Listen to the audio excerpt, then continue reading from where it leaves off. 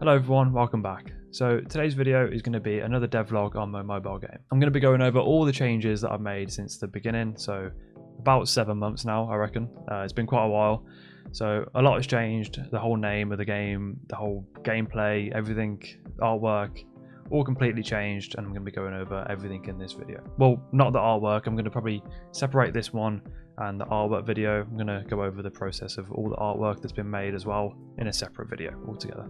So the game itself has been through quite a bit of an identity crisis. It sort of doesn't know what it wants to be, where it wants to go, and it's sort of just been an idea that I've had, something that sort of stemmed from, I think it was a game jam theme that I saw. I think it was life in a bubble, something like that. So I had the idea just to have a bubble on a mobile game, like drag and shoot it, float it around, bursting through like these clouds that I made as well, which I spent a lot of time on for some reason, getting these clouds working fine. I don't know, a bit of a weird game. It didn't really have any sort of, you know, gameplay loop, nothing like that. It was just sort of a little mess about idea. I messed around with shaders for the first time, trying to get the bubble looking cool, and having like that wavy effect and the colors and getting that all right. So yeah, I was having a bit of a mess around. Didn't really think the game was going to go anywhere, you know, but yeah, so I've sort of developed it a lot further since the beginning, and it's starting to come together quite nicely. So yeah, now the game has an actual name that I'm sticking with that matches the game perfectly, I believe.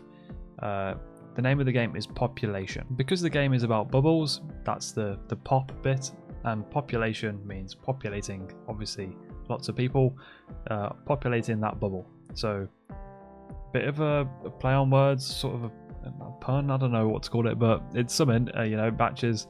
So I feel like it's a good name for the game, and I can work with it going forward.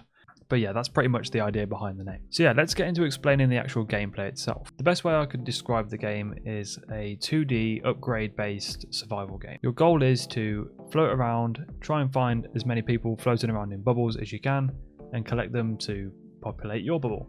And your score will increase the more people you have in your bubble. And pretty much the goal of the game is just to get your bubble as big as you can, and that will be your highest score, and that's what you've got to try and beat as you progress in the game. It's just like a casual, like, beat your highest score, you know, mobile game. But in order to collect these people floating around, you need to upgrade your space in your bubble. You have to collect coins that will be hiding behind clouds in the sky, that you have to like break through the cloud and find the coins. They'll be probably randomly floating around the map as well. So you got to increase your currency to buy the upgrades. So the 3 upgrades are obviously the space of your bubble, how many people you can fit in at once, the shield, so how much damage you can take from enemies, and the coin value itself, so you can actually just increase the coin value over time as well. So really it's your choice what you want to spend your money on, what you sort of value the most. You know, if you want to stay alive longer by upgrading your shield, do you want to spend less time collecting coins and increase the coin value, or do you want to just purely focus on the amount of space in your bubble and don't really care about protecting yourself? You know, there's loads of different ways you can sort of play the game. So for the people themselves, the people that you're going to be collecting, I currently have a couple different types of people. So I have wizards, I have soldiers, and I have farmers. For the wizard, my idea is that he will direct you in the direction of the coins and the people and where the enemies are coming from. The soldier will be shooting enemies and just protecting your bubble in general, and then the farmer will be generating you money over time. So as the game progresses, you're obviously going to be collecting more of the same person. So for the wizard, he currently only shows you in the direction of the coins, but as you collect more of him, his ability gets stronger. He will then direct you in the direction of the people as well, and then it will show you where the enemies are coming from. This will just help you obviously get a higher score. And for the farmer, the more you collect, the more money he generates, and for the soldier, the stronger his weapon gets, etc. So yeah, that's pretty much it for the people that you'll be collecting and sort of all the things that will help you throughout the game. I also want to talk about briefly the enemies that will be attacking you. I haven't added many enemies into the game yet. There's only 2 types of enemies, which is the birds and the people that are floating around in bubbles that will like float towards you and try and infect your bubble. I don't know what I'm going to put inside these bubbles yet, but we can figure that out at a later time. But they will literally follow you around and try and decrease your population. So if you collide with one of these bubbles, one person will get deleted from your bubble. That's pretty much the only basic enemy in the game as of yet. And then we have the birds that will be flying across the screen, sort of trying to interrupt the gameplay, sort of give you something to try and avoid and get out of the way of. I'm probably going to end up upgrading these birds as you get later on throughout the game. So the stronger your bubble gets, the bigger you get. I'm going to increase the size of these birds or change them into planes or even dragons or something, just something crazy like that as you get better and as you get stronger throughout the game. So yeah, that's pretty much it. That's the summary of the game so far and sort of what it's all about. So yeah, I think let's start by getting into the recent changes that I've made since the last video. I know I've been showing a bit of gameplay throughout talking about it, but I want to sort of break it down into little chunks and what I've sort of added and just walk you through what I've done. So I don't want this video to be too long, so I'm not going to go from the very start of the very end of the last devlog, because it's been like literally 6 months and I've uploaded shorts and everything on the game recently, and I feel like that would just be a bit of a long-winded video going all the way back from that devlog. So the first thing, very little thing that I've added, well, not little thing, but it's going to be quite a big thing later on once I've developed it, but the bird spawning across the screen, sort of trying to attack you. This was my first experience trying to use object pooling and to like help with performance and stuff like that. I've never really experimented with object pooling before. It seems pretty useful. It saves you destroying objects over and over again, and for a game that's going to be going on for quite a while, depending on how good the player is, I thought I needed to add some sort of performance improvement so the game, you know, stayed consistent over the time you were playing, and I thought object pooling would be a great way to do so. Pretty much, instead of destroying the objects, it basically sets the object as inactive and it is no longer visible to the player. Basically, it spawns a bunch of the birds in that are going to be reused over and over again. So it initially spawns like 20 birds, right? And then birds, when they get destroyed, when they hit the wall at the end, they then get disabled and then they get reused again for the next bird. You know, so it's like there's only 10 or 20 birds initially that just keep getting reused. This just saves a lot of performance long term. So yeah, if your game's struggling performance-wise, if you've got a lot of objects spawning in and you're having to destroy them over and over again, I would definitely recommend looking into object pooling. So next I wanted to talk about the main spawner, the thing that's spawning all the objects around the map and around the player, the main player. This spawner took a lot of time, a lot of ChatGPT, a lot of YouTube, a lot of asking around, just to sort of get it right. It's still not 100%. I mean, it works for now. I'll definitely try and tweak it later on, but initially what it's pretty much doing is that it's spawning enemies around the player every couple of seconds and from a set distance away from the player and a set distance away from each other. And all these objects are actually object pooled as well. So I have a main object pool for all of these, and I have the other object pool for the birds as well. So I initially spawn like 10 of each objects, and then obviously they just keep getting reused as I explained before. I eventually added rarity to this as well, so the normal bubbles would spawn a lot more often than the wizards and the soldiers, and the coins spawn a lot more than the enemies behind the clouds and stuff like that. So there's like rarity to, you know, each object as well, which is pretty cool. And in order for the clouds to spawn as well, they're separate to the main object pool and they're separate to the main spawner. Pretty much when a coin is spawned, they cover it, so the cloud covers the coins when it's spawned. And I forgot to mention I added a mine in as well, which sort of dukes the player out so they don't just crash into clouds without sort of thinking. So there's sometimes mines behind the clouds as well, which will obviously destroy your population as well. I'm going to tweak these clouds as well to make them a little bit bigger so you can explore through the clouds as well, so the coin just isn't in the same place every time. All this is going to be tweaked, and sort of when I get feedback from other people as well in the comments maybe, or when I ask around and from playtesters, they can also sort of give me feedback on this and sort of see how it all plays out. There's been a lot of artistic changes as well. I said I wasn't going to talk too much about this because I wanted to make a separate video on it, but I feel like artwork is super important to sort of keep the motivation going for the game and sort of give it an identity. So obviously I just added some pretty much basic sprites. I'm going to go over that in more detail in another video. And I also had to tackle something very big as well, sort of that I haven't completely finished yet because it's very scuffed because the players don't even go inside the bubble yet. But pretty much when you have enough space to collect a person, you collide with it, and then that person then spawns on top of your bubble and becomes a child of it. And I had to make sure the sizes change properly and all that sort of stuff. Pretty much in a general gist of it, I just basically, when you collide with it, it spawns another sprite, which is the same sprite that's inside that bubble, inside of your bubble. It was a bit confusing at the beginning. I didn't really know how to go around it. There's probably so many different ways to do it, but yeah, pretty much it got to spawn inside a set collider. So it spawns in the general gist, or the general area of the main player bubble, but obviously sometimes it doesn't work very accurately and they spawn behind each other, and you know, it doesn't really look that good yet, but Obviously I'm going to tweak that, but obviously that mechanic's in now, which is pretty cool. And the bubble will get bigger as well when you collect more people. So after every like 3 people that you collect, the bubble gets bigger. So yeah, so we've got that sort of implemented now, which is pretty cool. And I've also had to change the camera as well, obviously. So when the bubble gets bigger and the more people you collect, the camera will then zoom out and the bubble will increase in size. And the same when it gets smaller as well. So if you lose 3 people, the camera will then zoom in and the bubble will get smaller. Also, I want to talk about the upgrade system as well. So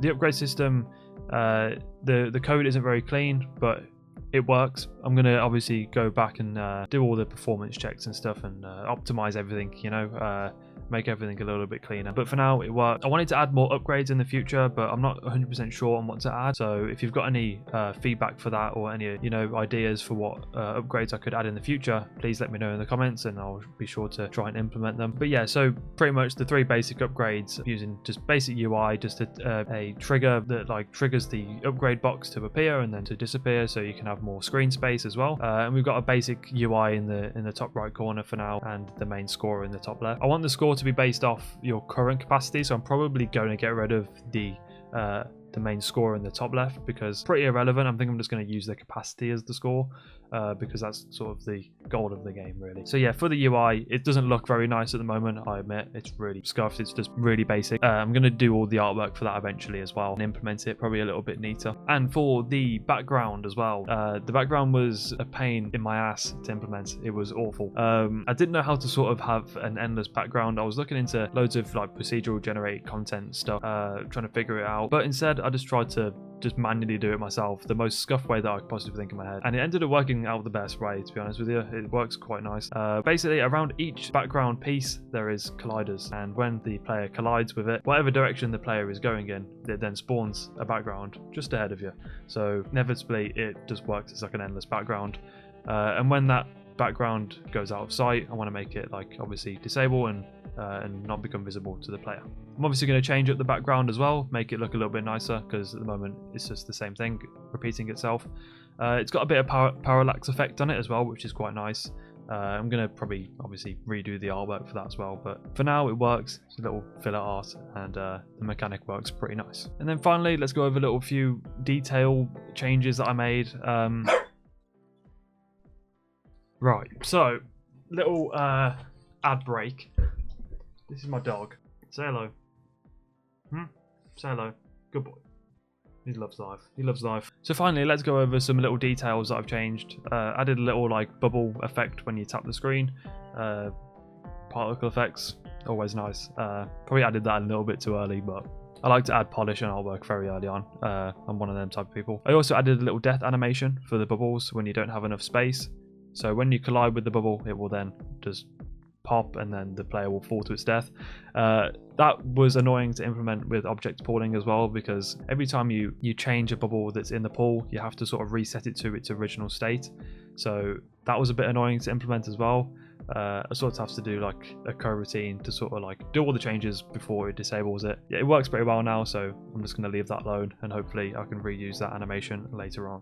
And just a little thing on the bubbles that you'd be collecting. I'm using prefab variants. So basically, I haven't really used this in the past before. I feel like it was pretty good to use. Pretty much they are all a variant of the original bubble. So everything that bubble has, they all have, but then you can also change them individually as well, which I found was pretty useful. And I've also used scriptable objects as well, so they all have their own data, so of their rarity and their capacity value as well, and this all worked with the game logic quite nicely. Obviously I'm going to have to tweak it again and sort of optimize it, but it all works pretty cool. I'm obviously going to be developing that further. So yeah, I think that's pretty much it for all I've added to the game. Also want to go over the things that I want to add in the future as well, and sort of give you my view on sort of where each mechanic that I've just explained is going to go in the future and sort of where I see it developing. So the game obviously needs a lot of work still, right? It's very early in development still, even though I've technically been working on it for like months and months and months, but I've only really started focusing on it, you know, the past like few months. I want to add like movement to the other bubbles so they're harder to sort of find and catch. sort of little things like that. I want the bubbles to actually fit in the other bubble properly. Just little quality of life things. A faster upgrade so the game's a little bit more fast paced. Different types of coins that you can collect, more higher value or something like that. Just different things to collect, different things to interact with. I also want to get a proper build onto my iPad or my phone. I've been having a few issues with this because if you're a game developer or mobile developer, you know that the Unity remote app can be a little bit dodgy sometimes, and it's very inconsistent. I did get it working on my iPad, and I wanted to show it in this video, but for some reason it just will not work again now. I got it working once, and the Unity remote app just doesn't want to work anymore. I've restarted the engine, restarted everything so many times, but it just doesn't seem to want to work. But you can take my word for it, it did work once, and the tapping on the screen does work. You can play it on mobile. But yeah, I want to get a proper build onto either my iPad or an Android device, because I'm going to be releasing it on Android first of all, and then onto Apple maybe in the future, if it does any good. But yeah, so what I plan to release this game at the end of either this year or early next year. I don't want to spend too much time on it because, you know, I don't want to just like put all my time into one game and not practice making loads of others. I'm going to be doing like game jams in between, my own game jams, hosting it with the Discord and stuff, or with my friends, or, you know, taking part in some other game jams on itch, just to make sure I'm still practicing making a game from scratch. So yeah, I think that's pretty much it. Hopefully you enjoyed the video. I know it's a lot of talking and sort of a lot of listening to my voice, but even still, I feel like I'm enjoying making videos. I'm enjoying talking about games and stuff. So yeah, I want to do a lot more of it, but it's just super hard for me to stay consistent because I've got obviously uni and other work to do and everything like that, and it's hard to keep a good schedule going. But I'm going to try my best to upload more YouTube shorts because they don't take as much time to make as a big video like this. And I also enjoy making little short videos as well. So yeah, if you enjoyed the video, just make sure you subscribe and leave a comment and tell me what you think about the game, what you think about the video, and leave some feedback on what you want to add to the game. Like, give me some suggestions and I'll you know, try and implement it. You know, like I want this to be like a community thing. Like, just give me some suggestions and we'll talk about it and we'll try and get it in the game. I'm really open to ideas and stuff like that, because at the end of the day, it's not a big AAA title that's going to be relying on sales at the end of the day. Like, I just want to make it a cool, you know, fun game, you know. So yeah, please leave any suggestions and you know, that'd be great. I probably haven't spoken about everything that I wanted to in this video. I mean, I've got everything on a Trello, right? This is the Trello, by the way. It's a fucking mess. It's yeah, it's not looking good, but it you know, it will get organized very soon. Yeah, it's not looking the greatest, but yeah, even still, it's somewhere that I've got all the stuff that I'm gonna add and what I've done, everything just on here, right? So I haven't spoken about everything because it would be a long ass video, right? So I've picked out the things that, you know, I've sort of wanted to showcase and stuff like that and talk about. I know I didn't go into much detail because, again, I found when I watch devlogs, I like it when people go into detail, but I can understand if you don't do game development, it can be a bit like, you know, a bit boring, you know, to go through all the code, right? So I just sort of stuck to gameplay as much as I can. Obviously, snippets of code is always cool to look at and sort of see how I did it, especially if you are a game developer as well.